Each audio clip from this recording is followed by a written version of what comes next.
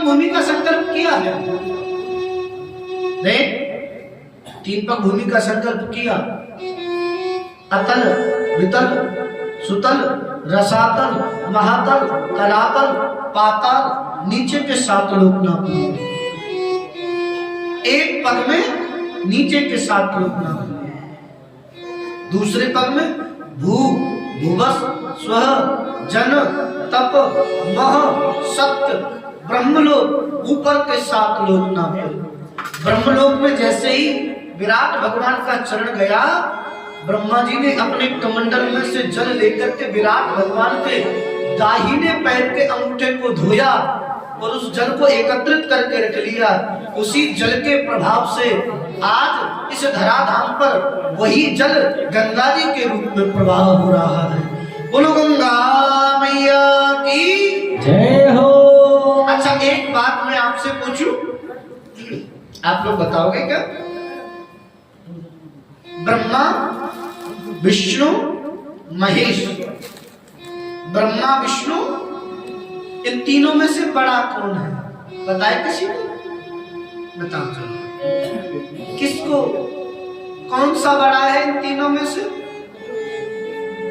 ब्रह्मा, विष्णु, महेश, तीनों में से कौन कौन सा बड़ा है? बताओ जरा। है? हमने ये तो खैर वस्तुतः समझने वाली बात, तीनों एक ही है। एक को ब्रह्म, द्वितीय नास्ति। हमने तो क्रम से पूछा बड़ा कौन सा है, तब तो तीनों एक हैं। हम तो बड़ा छोटा पूछ रहे, ये नहीं पूछ रहे तीनों अलग है या एक है। बड़ा छोटा कौन सा है बताए किसी को? अच्छा, ऐसे समझो, बड़ा कौन है?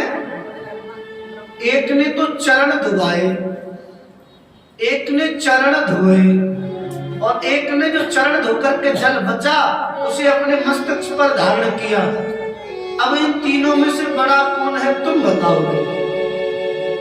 हैं? कौन कह रहा है? महेश, आप कह रहे हो? अच्छा, कौन कौन कह रहा है महेश बड़े? कौन कह रहा है जिनकी दाढ़ी दिखती है ब्रह्मा जी की तो वो बड़े नहीं है? हैं?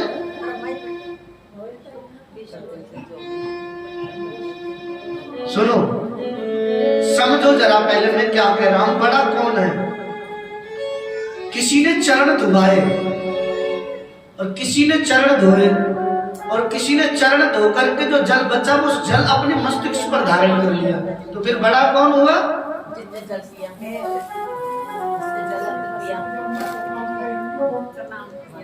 अरे बड़ा वो है जिसने चरण धुआए, जिसने चरण धुआए। अच्छा, एक चीज बताओ, यदि कोई हमसे छोटा है, आयु में छोटा है या गुण में छोटा है या कैसे भी, क्या हम उसके चरण धोएंगे? बताओ, धोएंगे? यदि कोई अपने से छोटा है क्या उसके पैर धुलेगा? कोई नहीं धुलेगा। अच्छा, चरण किसने धुलाए? नारायण भगवान ने, विराट भगवान ने। चरण किसने धुलाए? नारायण ने। धुले किसने थे? ब्रह्मा जी ने। चरण किसने धोए?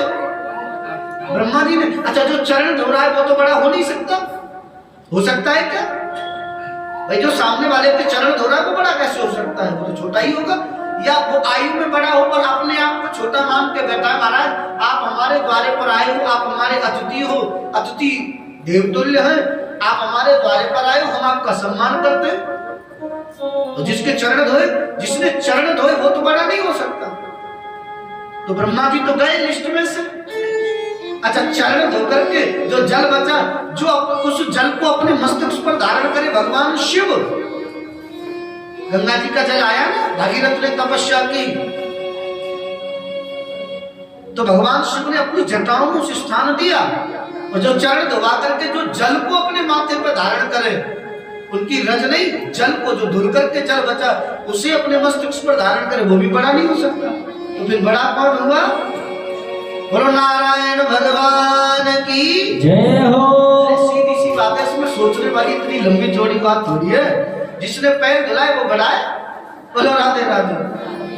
हाँ, आज महाराज 2 पल में सर्वस्व नाप लिया। विराट भगवान बोले बलि तेरा 2 पल में सर्वस्व नाप लिया, अब मैं तीसरा पल कहाँ रखूं?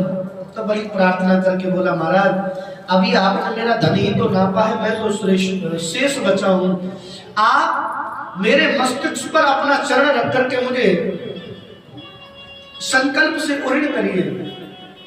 तब प्रभु ने बलि के मस्तक पर अपना चरण रखा है और बलि को संकल्प से मुक्त किया। अब भगवान आए तो बलि को छलने के लिए थे, आज बलि की भक्ति को देख करके भगवान प्रसन्न हो गए। बलि नाम तुझे क्या चाहिए? बलि बोला प्रभु मैं तुमसे क्या मांगू? अभी कुछ देर पहले आप मेरे यहाँ मांगने आए थे और आप मुझसे कह रहे हो मांग, मैं कुछ नहीं लेता। तब भगवान कहते मैं अपनी प्रसन्नता के लिए तुझे सुतल लोक का राज्य देता हूँ। कहाँ का राज्य? सुतल लोक का। बलि कहता महाराज मैं आपके द्वारा दिए हुए उस राज्य को तब स्वीकार करूंगा जब आप मुझे पहले आश्वासन दें, मैं भवनों में प्रवेश करूं तब आपके दर्शन हो और भवनों से बाहर जाऊं तब आपके दर्शन हो। तब तो भगवान ने विचार नहीं किया, एवं मस्त कह दिया। फिर बाद में याद आया अरे राम राम राम ये कब महलों से बाहर जाएगा, कब महलों में अंदर आएगा? हमने तो विचार ही नहीं किया। इसने कहा कि महलों से बाहर निकलो तो दर्शन और महलों में प्रवेश करूं तो दर्शन। इसका मतलब हमें द्वार पर खड़ा रहना पड़ेगा। द्वार पर खड़ा कौन रहता है? कौन? द्वार भगवान बलि के द्वारे पर द्वारपाल बन करके खड़े हो गए। बोलो द्वारपाल भगवान की। आज द्वारपाल बन गए महाराज भगवान। अच्छा एक दिन देवर्षि नारद जी माता लक्ष्मी से मिले। लक्ष्मी जी ने पूछा नारद जी हमारे स्वामी नहीं दिख रहे, कहाँ है? देवताओं के कार्य की सिद्धि के लिए गए थे, मिले नहीं। नारद जी बोले माता जी क्या बताएं, जब से आपके साथ में विवाह हुआ है भगवान को कमाने की चिंता लगी। लक्ष्मी जी बोली हमारे स्वामी को कमाने की क्या आवश्यकता है? नारद जी बोले जब विवाह हो जाता है सबको चिंता लग जाती है कमाने की, इसमें कोई बड़ी बात नहीं है। जब से आपके साथ हुआ है तो नारायण भी कमाने लगे। बोले कहाँ कमा रहे? बोले बलि के यहाँ। बोले बलि के यहाँ तो वो देवताओं के कार्य की सिद्धि के लिए गए थे। बोले नहीं नहीं बलि के यहाँ द्वारपाल बने बैठे हैं। तब माता लक्ष्मी बलि के यहाँ गई है। और अच्छा एक बात बताओ, राखी अपने भाई के बांधती है ना? सर्वप्रथम राखी किसने बांधी है? सबसे पहले राखी किसने बांधी थी? राजा बलि के लिए। एक बार माता जी के लिए ताली बजाओ। सबसे पहले राखी बांधी थी माता लक्ष्मी ने बलि के लिए। आज माता लक्ष्मी गई है बलि के यहाँ, राखी बांधी है। राखी बांधने के बाद बलि बोला बहन मांग तुझे क्या चाहिए? अच्छा सब बहनें ऐसे नाटक करती, मैं कुछ लेने थोड़ी आई तुम, मैं तो राखी बांधने के लिए आई हूँ। और अंदर अंदर चल रहा होता भाभी ने जो ये 9 लाख का हार पहन रखा है ना, ये मिल जाए कैसे भी करके हैं? ये 9 लाख का हार भाभी वाला यही मिल जाए बस। अंदर चल रहा होता पर बस मुंह देखे मैं मांग में तो भैया ये राखी बांधने के लिए आई, मांगने नहीं आई। ऐसी लक्ष्मी जी ऊपर से तो कह रही नहीं नहीं मुझे कुछ नहीं चाहिए। पर बलि बोला नहीं बहन तुमने राखी बांधी है कुछ तो मांगो। तो लक्ष्मी जी ने भी कह दिया देना चाहते हो अपना चौकीदार मुझे दे दो। बोलो राधे राधे, जोर से बोलना पड़ेगा। छोटे भैया तेरे द्वार बहना बड़ी दूर से आई। आज माता लक्ष्मी बलि के राखी बांध करके और स्वयं भगवान को अपने साथ लेकर के गई है। अच्छा समझना जरा, माता लक्ष्मी भगवान को अपने साथ लेकर के गई तो क्या पहले लक्ष्मी नारायण की नहीं थी? पहले भी तो लक्ष्मी नारायण की थी, आज ही लक्ष्मी नारायण थोड़ी हुए।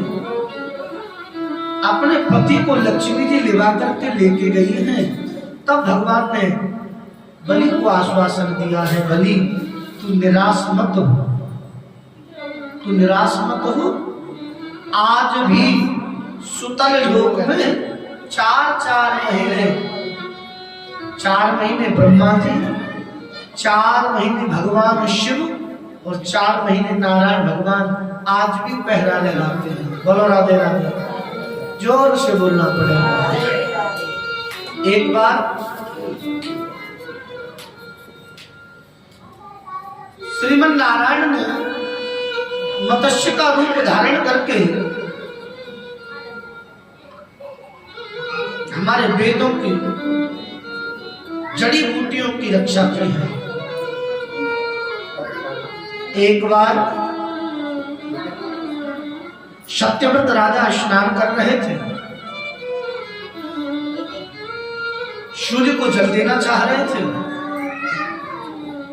हाथ में मछली का बच्चा आया, छोड़ दिया, पुनः दोबारा जल दिया, दोबारा वह मछली का बच्चा, फिर जल छोड़ा, तीसरी बार जल लिया, तो वह बच्चा बोल गया, राजन मैं भी तो आपकी प्रजा हूं, आप मुझे बार बार क्यों छोड़ रहे हो, अनदेखा क्यों कर रहे हो? अरे जल में रहने वाले बड़े बड़े जीव जंतु मेरा भक्षण कर जाएंगे, क्या मेरे प्राणों की रक्षा करना आपका धर्म नहीं? मैं भी तो आपकी प्रजा हूं। राजा सत्यव्रत बोले, महाराज मैं क्या करूं? बोले आप मुझे अपने साथ लेकर के चलो। कमंडल में डाला, मछली के बच्चे को अपने साथ में लेकर के आ गए। घर पे लाकर के एक मटके में उस मछली के बच्चे को रखा, राजा की पीठ फिरी, मटका टूट गया। मछली का बच्चा बोला, राजन ये मेरे लिए उचित स्थान नहीं, कोई अच्छा स्थान मेरे लिए दो जिसमें मैं अपना जीवन यापन कर सकूं। एक सुंदर स्थान बनवाया, गड्ढा खोद करके उसमें उस मछली के बच्चे को रखा। राजा चले, मछली का बच्चा बोला, राजन ये भी स्थान मेरे लिए छोटा है। एक तालाब में जाकर के वो बच्चा छोड़ा, तालाब में भी नहीं आया, नदी में छोड़ा, नदी में भी नहीं। राजा ने हाथ जोड़ लिए, समुद्र में ले जाकर के वह बच्चा छोड़ दिया। कहा आप कोई साधारण बच्चे नहीं हो, कौन हो आप, अपना परिचय दो। तब श्रीमन नारायण प्रकट हुए। नारायण ने कहा, राजन 7 दिन में प्रलय आने वाली है, ये पृथ्वी नौका का रूप बना करके आएगी, सब ऋषि इसमें बैठे होंगे, बासुकी नाग की लेती रस्सी बना करके मुझ मत्स्य के सींग में अटका देना, मैं तुम सबको पार लगा दूंगा। वेद और जड़ी बूटियों को लेकर के तुम इस पृथ्वी रूपी नौका में चढ़ जाना। अच्छा समय भी ऐसा ही हुआ। 7 दिन बाद प्रलय हुई और पृथ्वी नौका का रूप बना करके आई। आज श्रीमन नारायण की मत्स्य के सींग में अटका करके पृथ्वी रूपी नौका को परमात्मा ने पार लगा दिया। बोलो राधे राधे। परमात्मा प्रतिपल हमारे साथ है, बस कोई मानने वाला चाहिए, कोई मानने वाला चाहिए। परमात्मा प्रतिपल हमारे साथ है, हम मानते नहीं है। अच्छा एक बात बताओ, कौन कौन मानता है कि परमात्मा हमारे साथ है? सब मानते परमात्मा हमारे साथ है। अच्छा यदि कोई किसी से कहने लग जाए, भैया परमात्मा सब में है, सब में परमात्मा है, आप में सब में हमें परमात्मा है कि नहीं? सब में परमात्मा है। फिर वही कल वाली बात, यदि घर में से कोई चोरी करके ले जा रहा है, उसमें परमात्मा देखोगे? बताओ जरा, क्यों? है तो वो भी जीव, फिर उसमें परमात्मा क्यों नहीं? परमात्मा तो उसमें भी होना चाहिए, उसमें परमात्मा क्यों नहीं दिखाई दे रहा है? आज महाराज परमात्मा हर जगह है, पर परमात्मा को पहचानना आवश्यक है। हम लोग परमात्मा को जान ही नहीं पा रहे, पहचान ही नहीं पा रहे, क्या फायदा है? आज